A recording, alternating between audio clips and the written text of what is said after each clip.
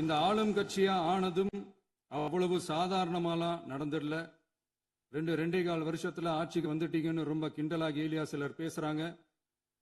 எங்களோட இந்த 2.25 வருஷ டிராவல்ல எவ்வளவு வலியும் வேதனையும் இருக்குது.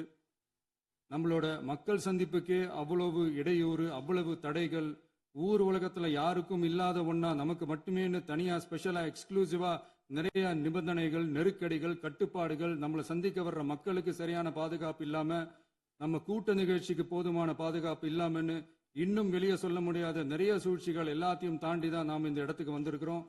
பட் ஸ்டில் மைல்ஸ் டு கோ.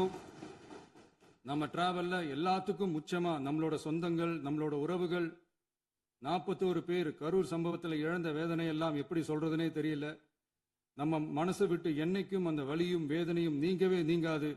அதுலயும் நம்ம மேலேயே பழி போட்ட கொடுமையெல்லாம் இருக்கும் பாருங்க, அதெல்லாம் வேற லெவலுங்க. என்னத்துக்கு அப்படியெல்லாம் செஞ்சாங்கன்னு தெரியல. அரசியல்னா இப்படியெல்லாம் கொடூரமா இருக்கணுமா என்ன?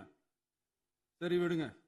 இந்த விஜய் இவனோட மக்களுக்காக எதையும் தாங்க தயாராகிட்டான். இவ்வளவு பெயின்ஃபுல்லான நம்ம பொலிட்டிக்கல் டிராவல்ல நம்மளோட மிகப்பெரிய ஆறுதலும் பலமும் என்ன தெரியுமா? என் நெஞ்சில் குடியிருக்கும் என்னோட தமிழ்நாட்டு மக்களும்,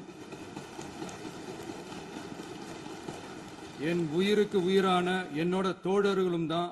அவங்களோட பலத்தால தான்.